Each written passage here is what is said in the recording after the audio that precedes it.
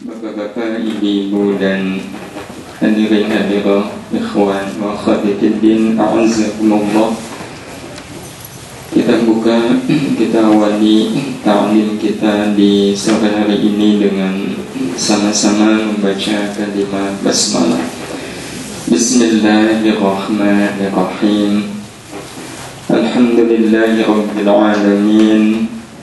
وبه نستعين على أمور الدنيا والدين والصلاة والسلام على أشرف الأنبياء والمرسلين نبينا محمد وعلى آله وأصحابه أجمعين لا حول ولا قوة إلا بالله العلي العظيم سبحانك لا علم لنا إلا ما علمتنا إنك أنت العليم الحكيم اللهم انفعنا بما علمتنا وعلمنا ما ينفعنا وارزقنا علما نافعا.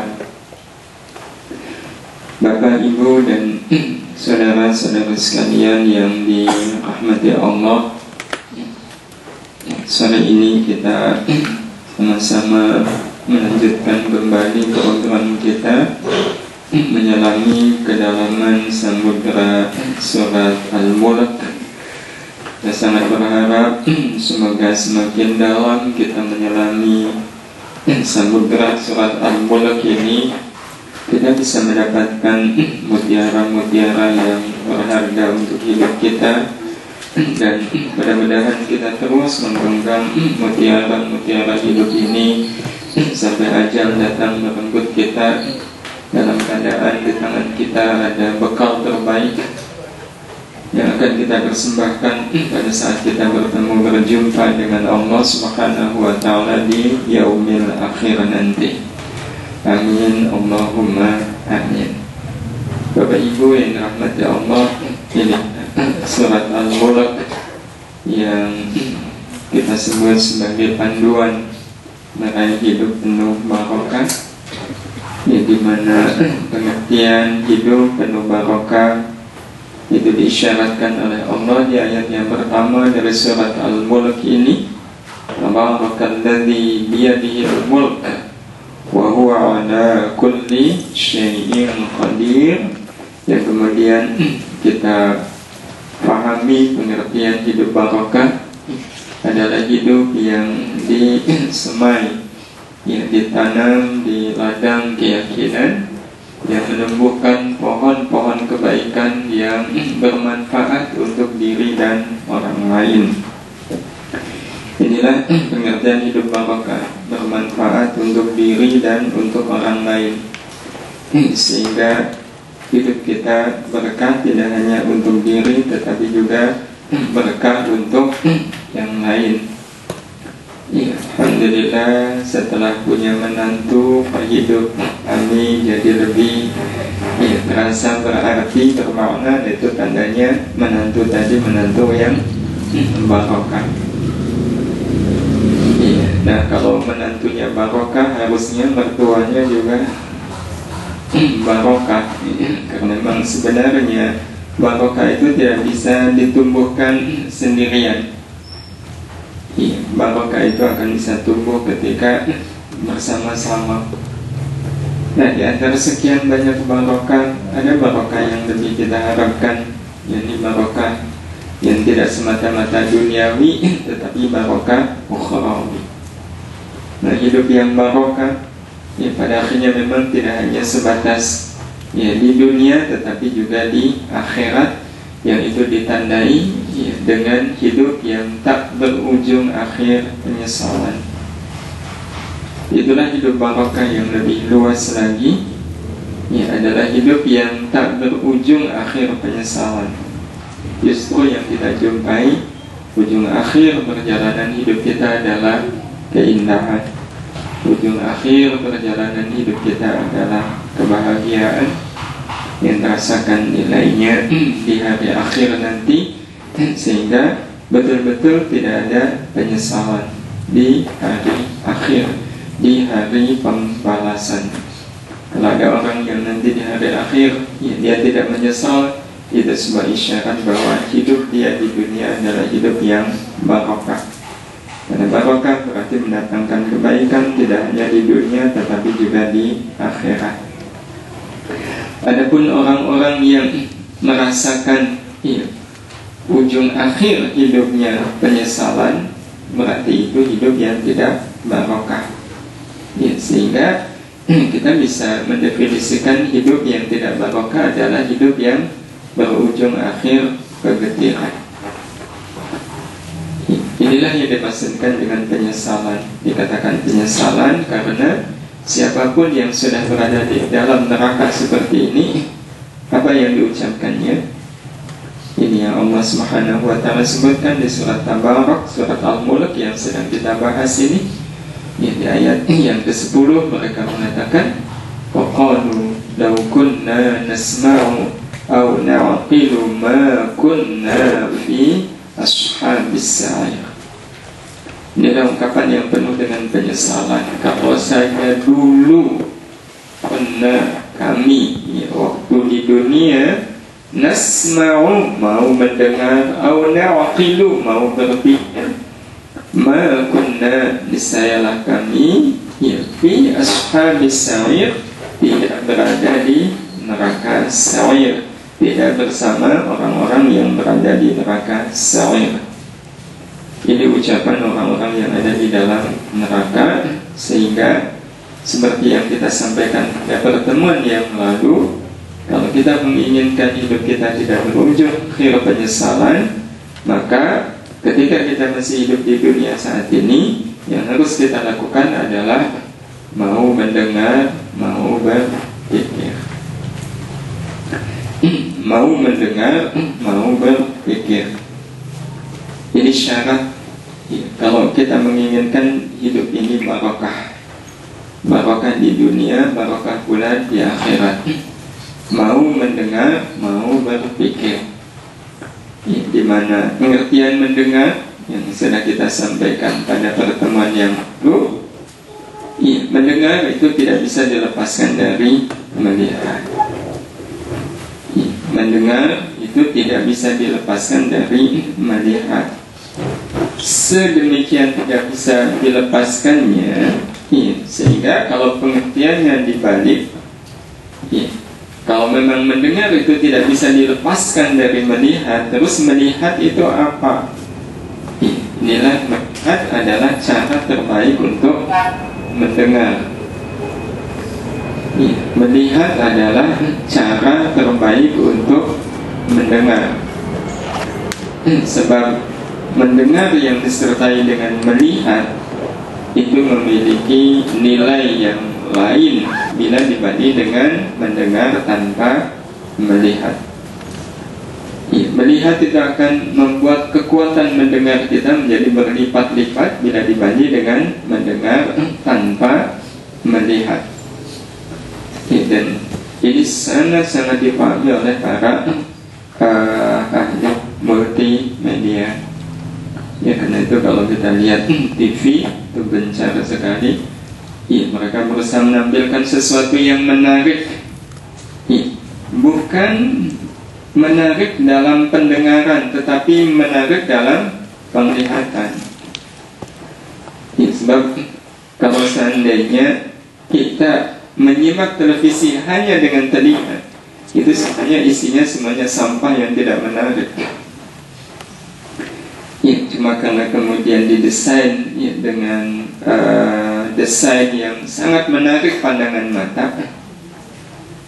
maka iklan yang sebenarnya mengajak keburukan pun diminati. Bapak Ibu, diminati. Orang melihatnya. Karena melihat, pada akhirnya kemudian mereka jadi mendengar. Maka itulah yang kemudian kita katakan melihat adalah cara terbaik untuk mendengar. Dan Bapak Ibu yang dirahmati Allah Subhanahu wa ta'ala, dalam melihat kita bisa mendengar suara tanpa suara. Jadi kenapa melihat itu dianggap sebagai cara terbaik untuk mendengar? Alasannya adalah karena dalam melihat kita bisa mendengar suara tanpa suara.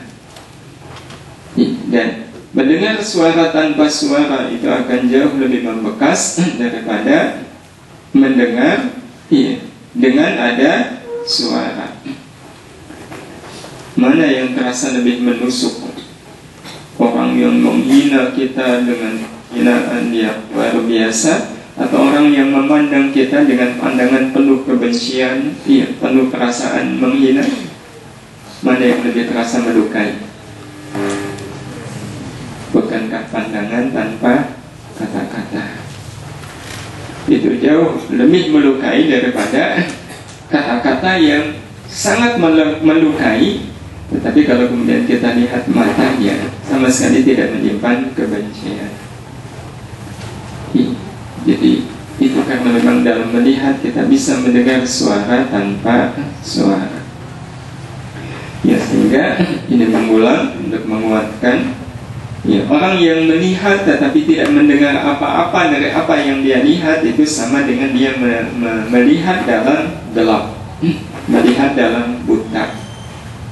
Apapun yang kita lihat itu pasti memperdengarkan suara, betapapun suara itu tanpa suara. Gambar itu jauh lebih berbunyi daripada 1000 kata-kata katanya. Untuk bisa menggambarkan suasana, kita akan lebih mudah kalau kita diperlihatkan sesuatu yang bisa dilihat. Contoh semisal saya cerita tentang banjir, belum tentu apa yang saya ceritakan tentang banjir itu dimengerti dengan baik oleh kita. Tapi kalau seandainya saya perlihatkan kepada bapak ibu sebuah gambar tanpa suara, kita bisa jadi jauh lebih mengerti tentang banjir, suasana banjir, bila dibanding dengan saya mengucapkannya dengan hanya kata-kata. Apa yang kita rasakan ketika melihat ini? Kita mendapatkan berita yang sangat memadai, tidak Bapak Ibu? Sangat memadai. Gambar ini sesungguhnya berbicara kepada kita. Dia berbicara tanpa suara, tapi kita mendengarnya. Ya Allah, ini saudara-saudara kita. Mereka sedang mengalami kesulitan yang tidak sedikit. Ini gambar. Dia bisa berbicara begitu banyak kepada kita, jauh lebih banyak bila dibanding dengan 1000 kata-kata. Nah, pada saat kita melihat saudara-saudara kita seperti ini, dan kemudian kita melihat diri kita, ya, keadaan diri kita ada nggak yang kebanjiran seperti ini? Nggak ada. Apa yang kita ucapkan Bapak Ibu ketika kita melihat diri kita dan kemudian melihat diri mereka? Ada nggak yang kemudian mengucapkan hamdalah? Alhamdulillah, untung saya tidak seperti mereka. Kira-kira ada nggak ketika melihat ada gambar begini, kemudian dia mengucapkan hamdalah? Ada nggak? Nggak sampai hati. Iya, nggak sampai hati, betul. Tapi kalau seandainya Bapak Ibu kita punya kios di sebuah pasar, nah tiba-tiba pasar itu terbakar, kita masih ada di rumah, hanya dengar berita bahwa pasar di mana kita punya kios di situ terbakar, tentu ada kekhawatiran. Wah, puluhan kios itu terbakar. Nah, pada saat itu kemudian agak siang, ada teman datang, ibu, kios ibu selamat, tidak terbakar. Apa yang kita ucapkan? Loh, kok sampai hati bu bilang alhamdulillah?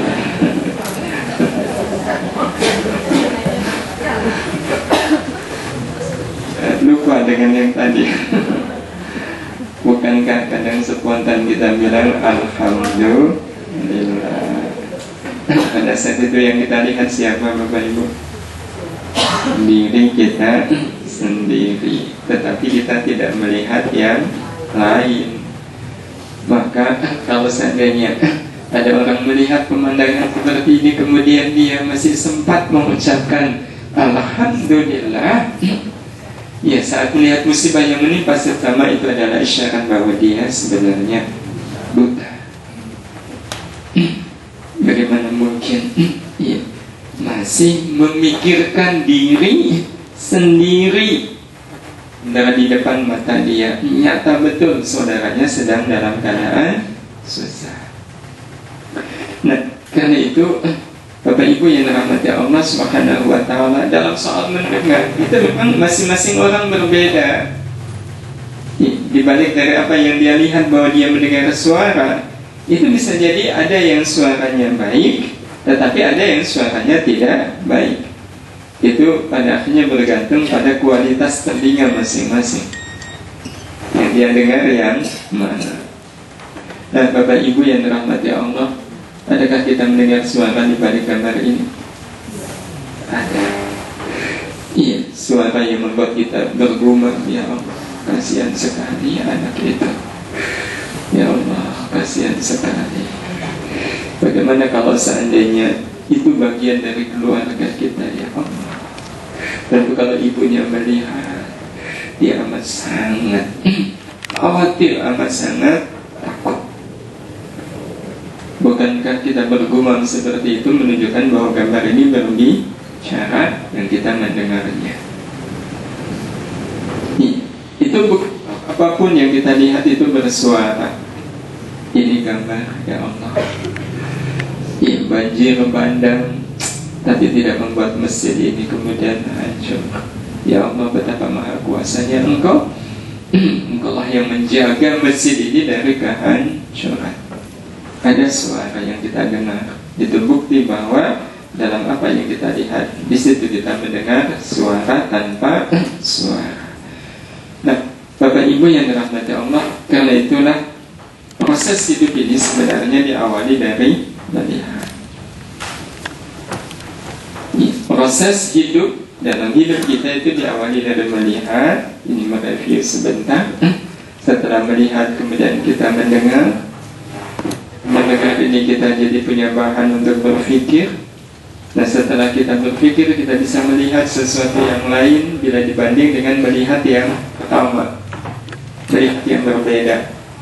Yang akhirnya kemudian kita bisa menemukan, dan dari menemukan ini kemudian timbullah sebuah i'tiraf, pengakuan. Dan ini sebenarnya bukti bahwa seseorang itu betul-betul melihat adalah dari apapun yang dia lihat membuat dia mendengar, membuat dia berpikir, membuat dia melihat sesuatu yang lain yang bermanfaat, membuat dia kemudian menemukan yang benar. Dari dia menemukan yang benar itu kemudian dia mengaku, ya Allah, saya ternyata belum seperti apa yang Engkau kehendaki.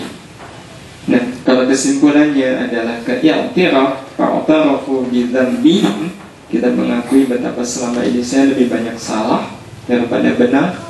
Ya, saya merasa bahwa saya masih jauh dari Allah Subhanahu wa ta'ala, masih jauh dari apa yang dikehendaki oleh Allah. Itu fakta bahwa kita betul-betul melihat. Nah, kesanalah sebenarnya kita menginginkan, sehingga kita melihat tidak hanya sekedar melihat, tetapi melihat yang kemudian mengantarkan kita pada satu keadaan di mana kita bisa beriktiraf, mengakui bahwa saya masih jauh dari harapan, jauh dari apa yang dilakukan oleh Allah Subhanahu wa ta'ala. Nah, bagaimana caranya agar proses melihat itu sampai i'tiraf? Ya, sampai ke i'tiraf. Yang dari i'tiraf ini nanti akan ada jenjang berikutnya. Nah, kita mulai dari Bapak Ibu yang dirahmati Allah Subhanahu wa ta'ala, yang kemarin kita sampaikan bahwa untuk bisa membuat melihat mengantarkan kita beriktiraf, membuat kita mengakui bahwa seperti apapun keadaan saya jauh dari cukup, jauh dari sempurna.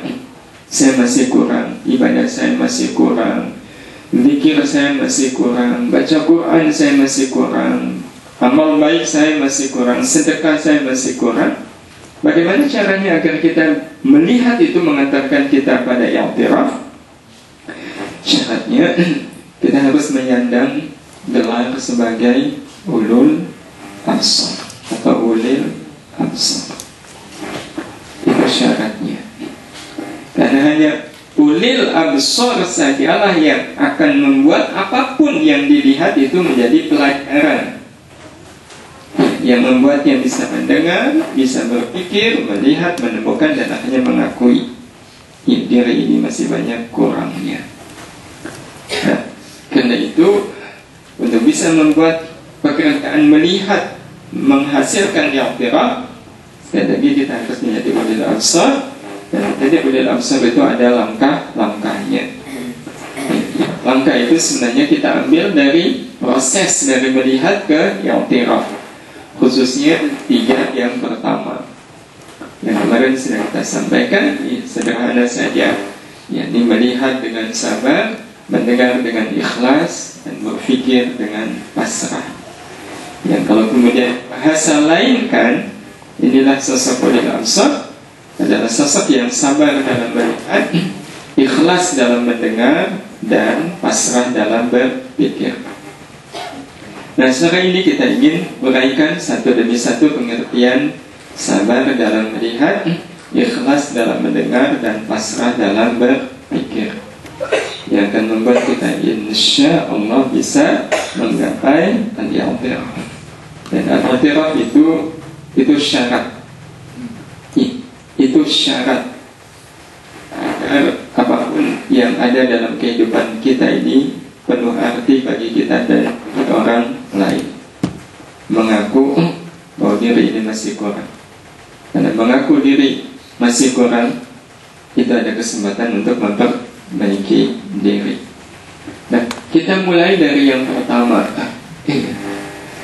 Nah, sebelum kita memulai dari yang pertama, belajar dari sabar dalam melihat, ikhlas dalam mendengar, dan pasrah dalam berpikir. Nah, Bapak Ibu, ada pertanyaan dari para ulil absar ini. Pertanyaan yang pertama adalah, apa yang harus kita lihat? Iya, apa yang harus kita lihat? Apakah semuanya harus kita lihat? Ini yang pertama. Yang kedua, apa yang harus kita dengar? Dan yang ketiga adalah apa yang harus kita pikirkan. Karena kita akan bisa melihat dengan sabar, ya, mendengar dengan ikhlas, dan berpikir dengan pasrah. Sabar dalam melihat, ikhlas dalam mendengar, dan pasrah dalam berpikir, manakala kita membuat batasan. Sebab kalau kemudian kita punya prinsip, kalau melihat ya semuanya harus kita lihat, itu akan jadi beban bagi kita. Ya, akan menjadi beban bagi kita. Salah satu yang membuat hidup manusia itu akhirnya terbebani oleh dirinya sendiri adalah kalau orang punya anggapan bahwa dalam segala sesuatu itu harus semuanya. Ya, harus semuanya. Bisa kita bayangkan kalau seandainya hadir dalam sebuah walimah harus prasmanan. Kalau kemudian orang punya prinsip, saya harus mengambil semuanya, itu kira-kira jadi nikmat atau jadi beban? Beban. Piringnya dikasih kecil lagi, tapi dia punya target semuanya harus ada di piring. Kalaupun bisa dia lakukan, maka orang akan memandang dia, melihat dia sebagai orang apa, Bapak Ibu? Rakus. Ya Allah, ini orang rakus amat. Semuanya diambil. Iya, semuanya diambil. Itu akan menjadi beban. Tapi kalau seandainya kita lihat, ada orang makan, ngambil nasi seperlunya, ngambil lauk pun hanya 2 jenis, dan dia memang membatasi, hanya saya makan itu maksimal lauknya 2. Iya, maksimal lauknya 2. Jadi kalau ada tempe, kemudian satunya kerupuk, ya sudah. Ada teman yang subhanallah, dia memang betul-betul disiplin. Pokoknya saya makan itu lauknya tidak boleh lebih dari 2 macam. Iya, tidak lebih dari 2 macam. Jadi maksimal 2 macam. Kita akan membuat makan yang sangat ringan. Iya, lagian bisa dinikmati. Kalau semuanya ada, gimana bisa menikmati? Demikian halnya Bapak Ibu yang dirahmati Allah. Kalau seandainya orang mentargetkan pokoknya semuanya harus saya sampaikan dari A sampai Z, tidak akan jadi beban. Hidup ini akan lebih ringan kalau kita membatasi, termasuk membatasi apa yang kita lihat, membatasi apa yang kita dengar, dan membatasi apa yang kita pikirkan. Membatasi. Nah, kalau membatasi berarti kalau melihat apa yang harus saya lihat, kalau mendengar apa yang harus saya dengar, dan kalau berpikir apa yang harus saya pikirkan. Mari kita lihat Bapak Ibu yang dirahmati Allah. Yang pertama melihat. Sungguh bagi sosok ulil absar tidak ada yang pantas untuk dilihat kecuali diri kita sendiri. Ini yang kita lihat. Yang paling enak dalam hidup ini adalah melihat diri sendiri. Yang paling enak, yang paling aman. Sebab melihat orang lain belum tentu menjadi kebaikan. Belum tentu menjadi kebaikan bagi kita, belum tentu menjadi kebaikan bagi dia. Apa jadinya Bapak Ibu kalau di lampu merah kita melihatin polisi sedang berdiri di situ. Polisinya tahu, dilihatin. Kira-kira apa yang akan dilakukan oleh polisi? Balas melihat dengan tidak suka. Itu berarti melihat orang lain belum tentu menjadi kebaikan. Sehingga inilah batasan dari melihat. Iya, batasan dari melihat. Jadi kita memulai melihat itu dari diri kita sendiri. Sebelum kita melihat diri kita sendiri, kita tidak mengizinkan diri kita melihat yang lain. Jadi kalau ada orang yang berani melihat yang lain, itu tandanya dia sudah berani melihat dirinya sendiri.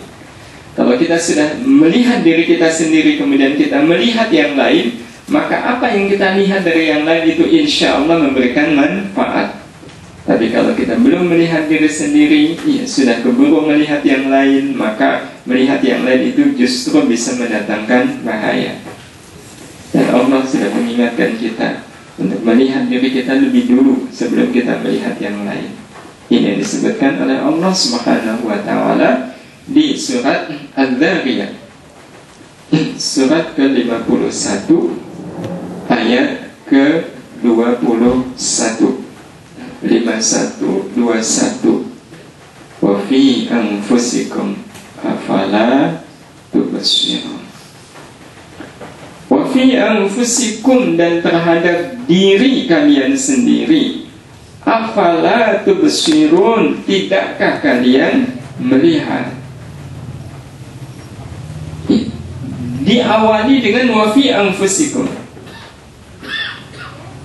Sebenarnya kalau berdasar susunan yang lebih baku, akan lebih umum kalau diucapkan afala tubsiruna anfusakum. Tidakkah kalian melihat diri kalian sendiri? Tetapi wa fi anfusikum didahulukan. Dan terhadap diri kalian, afala tubsirun, tidakkah kalian melihat? Ini betul-betul menjadi anjuran bagi kita untuk melihat diri kita sebelum kita melihat yang lain. Nanti akan kita uraikan pengertian dari tidak ada yang pantas untuk kita lihat kecuali diri kita sendiri. Nah, yang kedua adalah apa yang kita dengar. Nah, kalau yang kita dengar adalah mendengar orang lain.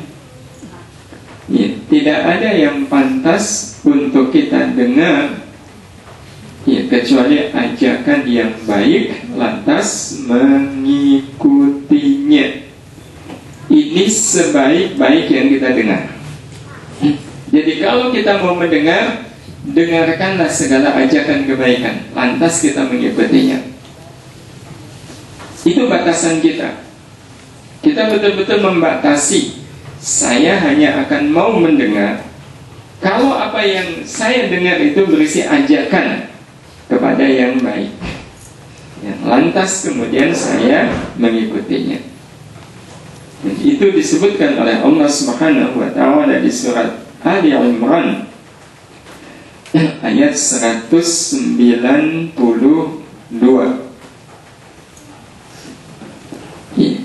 Yang bunyinya adalah Rabbana innana sami'na munadiyan yunadi lil imani an aminu bi rabbikum fa amanna. Rabbana, wahai Rabb kami, innana sesungguhnya kami itu sami'na telah mendengar. Inilah batasan mendengar. Iya, kita bercermin pada ayat ini. Saya hanya mendengar apa? Munadiyan, orang-orang yang mengajak, orang-orang yang menyeru. Menyeru kemana? Lil imani, kepada iman. Itu yang saya dengar. Selain itu saya tidak. Ini yang akan membuat hidup jadi ringan. Kalau semua orang tidak membatasi, kalau ada orang yang tidak membatasi apa yang dia dengar, maka apa yang dia dengar itu menjadi beban. Mulai saat ini kita batasi. Saya hanya akan mau mendengar seperti apa yang disebutkan oleh Allah di surat Ali Imran ayat 192 ini. Nyanyian. Adakah ini mengajak ke iman? Kalau iya saya dengarkan, kalau enggak tidak. Itu cara agar kita bisa mendengar dalam bingkai ikhlas. Mendengar dalam bingkai ikhlas. Karena dalam ikhlas itu ada ketidakikhlasan. Orang itu akan dikatakan ikhlas kalau dia bisa tidak ikhlas. Orang itu hanya akan dikatakan ikhlas kalau dia bisa tidak ikhlas. Contoh semisal sedekah ikhlas. Apa bukti bahwa seseorang itu sedekahnya ikhlas? Buktinya adalah ketika dia dipuji oleh orang, dia tidak ikhlas atas pujian itu. Itu berarti betul bahwa dia ikhlas dalam sedekah. Buktinya ketika dipuji, dia tidak ikhlas atas pujian tersebut.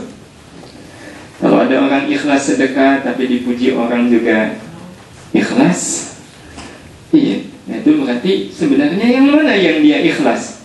Ikhlas dipuji atau ikhlas sedekahnya? Itu kan berarti ikhlas sedekah karena dipuji. Jadi kalau memang betul-betul kita ikhlas dalam sedekah, kita tidak ikhlas ya di dalam ketika kita dipuji. Mendengarkan Quran, kita ikhlas nggak Bapak Ibu? Ikhlas. Apa buktinya bahwa kita mendengarkan Al-Quran itu ikhlas? Buktinya adalah kalau kemudian tiknya diganti dengan lagu, kita tidak ikhlas. Itu artinya kita mendengarkan Quran tadi ikhlas, tapi kalau kemudian Qurannya diganti lagu, iya, gimana nih? Iya, teruskan nggak lagunya? Teruskan aja.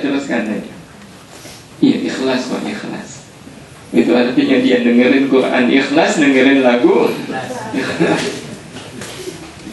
Ada orang yang nggak punya pendirian. Iya, berarti sebenarnya dia adalah orang yang tidak punya pendirian. Yang kalau seandainya kemudian kita telusuri, lebih suka mana dengerin lagu atau dengerin Quran? Ya, lebih suka dengerin lagu. Berarti kalau begitu dia ikhlasnya dengerin apa? Lagu. Jadi mendengar pun perlu dibatasi. Orang-orang yang cerdas adalah orang-orang yang membatasi. Membatasi pendengaran. Ada seorang ibu, setiap kali lihat ada barang bagus dibeli, ada pernak-pernik yang unik dibeli, Kapan lagi pergi ke Singapura, borong. Iya, pergi ke Thailand, borong. Sehingga akhirnya rumahnya berisi apa? Macam-macam barang. Yang ketika kita memasukinya, kita merasakan ruangan, rumah dia yang luas itu terasa sempit. Apakah kita akan memuji sang penghuni rumah? Jadi kalau rumahnya penuh dengan barang, kapan ini yang punya rumah merasakan nikmatnya punya rumah yang luas? Iya. Tapi kalau kita masuk ke rumah, yang ada di ruangan itu adalah yang memang dibutuhkan. Nah, ini pemilik rumah ini cerdas sekali. Dan Bapak Ibu, jadi apa yang kita dengar, kita batasi. Rabbana innana sami'na munadiyan yunadi lil iman. Hanya itu. Nah, sekarang yang ketiga, apa yang kita pikirkan? Dan ini juga yang membuat manusia betul-betul hidupnya terbebani. Terlalu banyak memikirkan anaknya orang daripada anak sendiri. Iya, memikirkan orang lain maksudnya. Iya, memikirkan orang lain. Kenapa ya tadi dia ketemu saya kok enggak senyum? Tapi suatu saat besoknya ketemu senyum. Aduh, itu senyumnya senyum apa? Dipikirin. Iya, dipikirin betul. Iya, naik motor, ada mobil lewat. Iya, melindas genangan air. Kena diri kita, dipikirin. Orang nggak tanggung jawab. Dipikirin lama-lama. Iya. Tetapi ada orang yang nggak mau mikirin banyak-banyak, mikirin yang perlu aja. Kira-kira kita termasuk tipe yang mana nih Bapak Ibu? Yang perlu maunya. Bayangkan jalan, ya, lewat restoran makanannya enak. Aduh, kalau seandainya saya bisa punya uang, tentu saya bisa makan enak. Lihat orangnya makan di situ enak, ya Allah, kasihan betul nasib saya tidak seperti mereka. Hidup manusia terbebani oleh pikiran-pikiran yang tidak perlu. Nah, karena itu kita perlu membatasi. Nah, terus pembatasan kita gimana? Ini batasan kita. Jadi yang pantas untuk kita pikirkan, atau kita renungkan, kecuali merenungkan perbuatan Allah atas hamba-hambanya. Itu yang kita pikirkan. Jadi yang kita pikirkan hanyalah perbuatan Allah atas hamba-hambanya. Dan kita tidak memikirkan, tidak merenungkan sama sekali tentang keberadaan sang hamba, keberadaan sang makhluk. Itu yang paling enak. Itu yang akan membuat hidup jadi terasa ringan. Yani manakala yang kita renungkan, yang kita pikirkan adalah perbuatan Allah Subhanahu wa ta'ala. Apapun perbuatan itu, baik perbuatan Allah yang menimbulkan manisnya hidup, ataupun perbuatan Allah yang menimbulkan pahitnya hidup. Karena memang perbuatan Allah itu terbagi menjadi dua. Kadang Allah berbuat memudahkan urusan, tapi kadang Allah berbuat urusan ini terasa sulit. Itu tidak lebih dari perbuatan Allah. Kadang Allah membuat hambanya sehat, tapi Allah membuat hambanya sakit. Cukup itu yang kita pikirkan. Nah, bahwa kita betul-betul memikirkan itu akan terlihat. Tentu kalau orang berpikir kan cerdas. Nah, kita memikirkannya dengan cara cerdas. Dan bukti bahwa kita memikirkan perbuatan Allah itu dengan cara yang cerdas adalah apapun yang kita pikirkan, kesimpulannya sama. Baik perbuatan Allah yang menimbulkan manisnya kehidupan atau yang menimbulkan pahitnya kehidupan, kesimpulannya sama. Apa kesimpulannya? Jadi ini kesimpulan yang betul-betul diambil oleh ulil absar. Apa kesimpulan itu? kesimpulan itu adalah ini. Dan kesimpulan itu hanya bisa diambil oleh ulil absar. Ini orang yang memiliki kemampuan untuk berpikir, hingga bisa melihat dan menemukan kebaikan di balik apapun yang didengar. Ini kesimpulannya adalah apapun, Bapak Ibu yang dirahmati Allah Subhanahu wa Ta'ala, semisal ini ikan, boleh nggak kita memikirkan ikan ini? Boleh nggak? Yang tadi nggak ditulis nggak apa-apa, nggak keluar dalam ujian insyaallah. Ini kita melihat ikan. Mungkin nggak kita berpikir? Mungkin. Nah, apa yang kita pikirkan? Tergantung orangnya ya. Iya, tergantung orangnya. Wah, ikan begini ini mesti mahal ini. Ada nggak orang yang berpikir begitu? Ada. Kalau kemudian ikan ini mahal ini, itu kira-kira ada nggak manfaatnya untuk kita? Bisnis. Modalnya aja nggak punya. Iya. Sebelum ke sana, sebenarnya kita akan lebih sederhana. Iya. Kalau kemudian kita arahkan pikiran kita kepada perbuatan Allah, itu akan lebih sederhana dan itu yang akan memberikan manfaat yang tidak sedikit. Kalau kemudian semuanya kita kembalikan, itu semua adalah perbuatan Allah.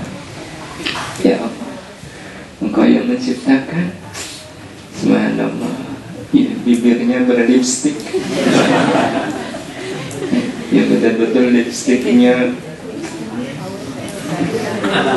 alami, tidak pernah luntur oleh apapun. Iya, bayangkan ketemu air aja nggak luntur. Betul-betul ya Allah, ini adalah perbuatanmu, ini adalah ciptaanmu. Ya, maka ketika kita menyimpulkan bahwa ini adalah perbuatan Allah, maka apa penutupnya? Penutupnya adalah kita mengatakan Rabbana ma khalaqta hadza batila. Itu yang membuat apapun yang kita pikirkan itu membuat hidup kita jadi ringan. Ya, ketika kesimpulannya selalu Rabbana ma khalaqta hadza batila. Ya Allah, tidaklah Engkau ciptakan ikan ini sia-sia. Buktinya saya bisa kaya karena jualan ikan hias ini. Nah, sehingga ketika kita kaya karena ikan hias ini, tidak akan pernah membuat kekayaan itu membuat kita lupa dari Allah Subhanahu wa Ta'ala. Betul ya Allah, Engkau tidak sia-sia menciptakan ikan ini, betul-betul bisa menjadi jalan rezeki bagi saya. Saya pilih rezeki ini pun itu adalah darimu. Maka pada saat itu kita akan melihat rezeki kita sebagai rezeki yang tidak sia-sia, dan kita merasa bahwa rezeki ini adalah bagian dari perbuatan Allah Subhanahu wa Ta'ala. Termasuk melihat ini. Pernahkah kita memikirkannya? Pernah. Apa yang kita pikirkan? Aduh, kapan ya saya bisa makan itu? Rasanya ini mesti enak ini. Aduh, karena saya miskin jadi saya nggak bisa. Kalau berpikirnya diarahkan ke situ, apa manfaatnya? Nggak ada manfaatnya. Mendingan kemudian kita tutup dengan Rabbana ma khalaqta hadza batila. Ya Allah, betapa kuasanya Engkau ciptakan buah-buahan ini dengan bentuk yang berbeda, warna yang tidak sama, rasa yang lain. Iya, ya Allah, gak kebayang kalau semua buah bentuknya anggur. Gimana saya bisa membedakan mana anggur, mana apel, mana pepaya, mana lombok? Bapak Ibu, ini yang membuat kita, pada saat berpikir itu memberikan manfaat untuk kita. Melihat uang. Karena apa yang kita pikirkan? Rabbana ma khalaqta hadza batila. Jadi sebelum yang lain ini dulu, Yang kemudian kita simpulkan, ya Allah, Engkau tidak sia-sia menciptakan uang ini. Enggak sia-sia. Kalau kita sadar bahwa uang ini adalah dalam tanda petik ciptaan Allah, perbuatan Allah, kita betul-betul tidak akan menyia-nyiakan uang ini. Nah, kalau tidak menyia-nyiakan berarti uang ini bermanfaat buat kita. Termasuk juga musibah.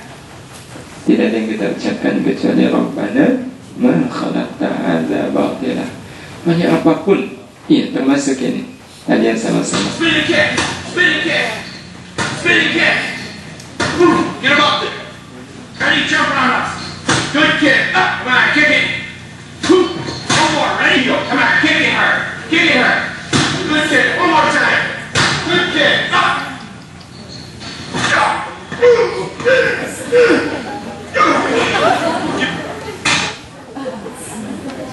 Yang kita lihat ini seorang monyet atau seekor monyet. Seekor monyet. Monyet itu ciptaan siapa? Oh, dia adalah hasil perbuatan Allah. Allah lah yang menciptakan monyet. Sehingga apa yang kita ucapkan? Kalaulah kita tidak mengucapkan Rabbana ma khalaqta hadza batila, kita bisa menggantinya dengan Subhanallah. Maha suci Engkau ya Allah yang telah menciptakan seekor monyet yang bisa dan mau menerima pelajaran dari manusia. Di tengah-tengah begitu banyak manusia yang tidak mau menerima pelajaran, ternyata ada monyet yang mau menerima pelajaran. Bapak Ibu, termasuk ini yang kita sedang sama-sama lihat, ya, subhanallah.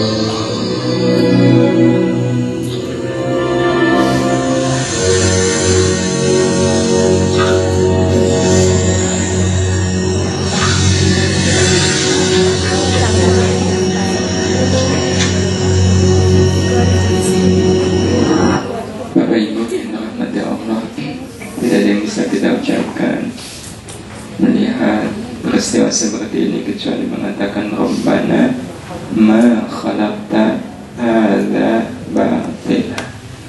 Kita betul-betul berpikir, ya Allah, kalau begitu betapa sayangnya Engkau kepada kami. Gak kebayang ya Allah kalau saya harus menikmati telur seperti beliau ini. Sudah makan atau enggak? Ya Allah, betapa Engkau menciptakan semua ini, tidak ada yang sia-sia. Jadi itulah yang dimaksudkan dengan membatasi pikiran kita. Apapun yang kita pikirkan hasilnya sama. Rabbana ma khalaqta hadza batila subhanaka faqina wadzabannar. Faqina adzabannar, bebaskan kami dari siksa neraka. Berarti apapun yang kita pikirkan itu ujung-ujungnya adalah membuat saya selamat dari siksa api neraka. Kalau dengan melihat peristiwa ini kita semakin bersyukur, maka kira-kira syukur itu akan membuat kita dekat atau jauh dengan neraka. Jadi berarti kita sudah membatasi pikiran kita.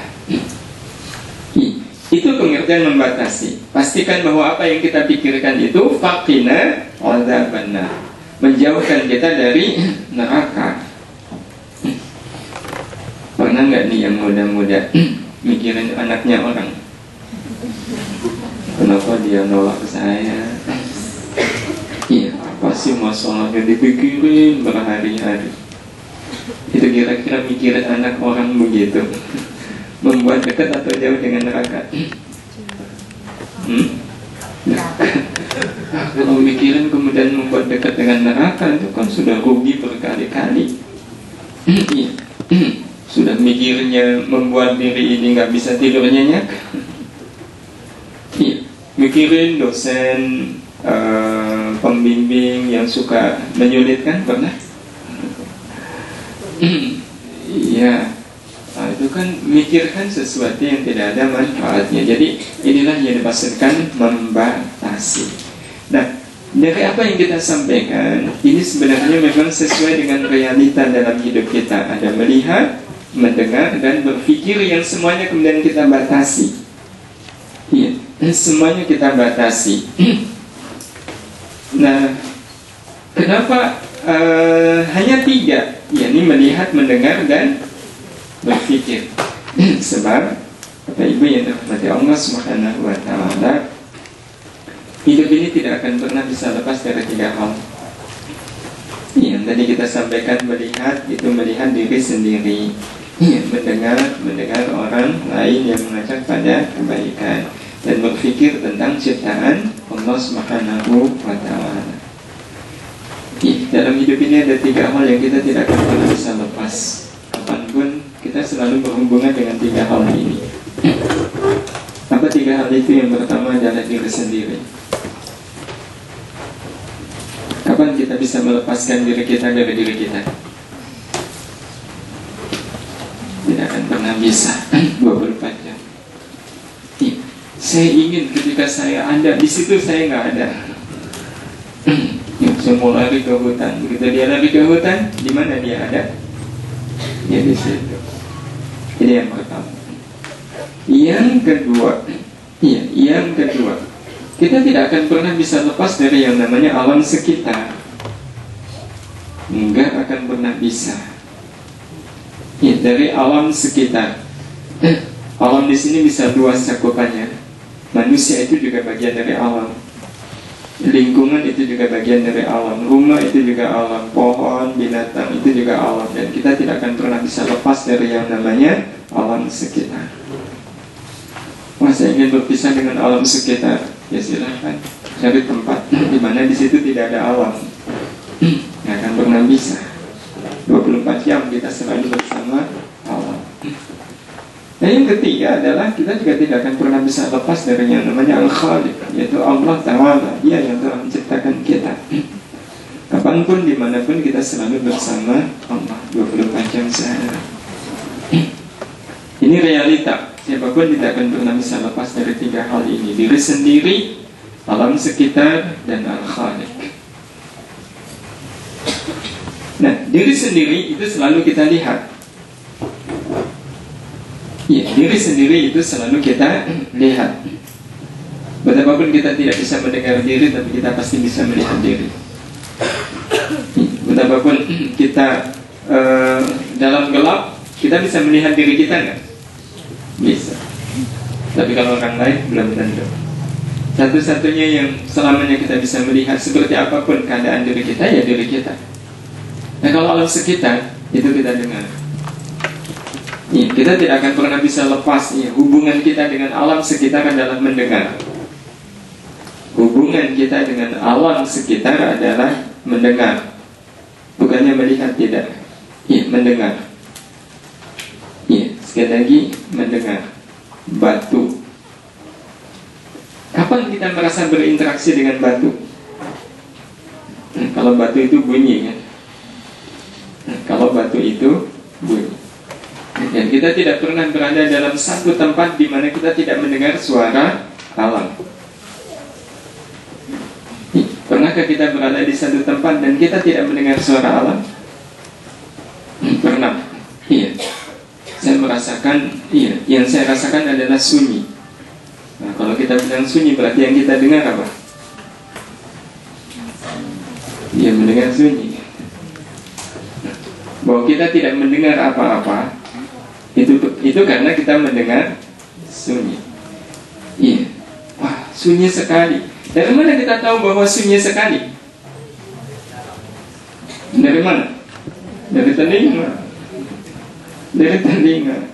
Berarti memang kalau diri sendiri itu selalu kita lihat, alam sekitar itu selalu kita dengar.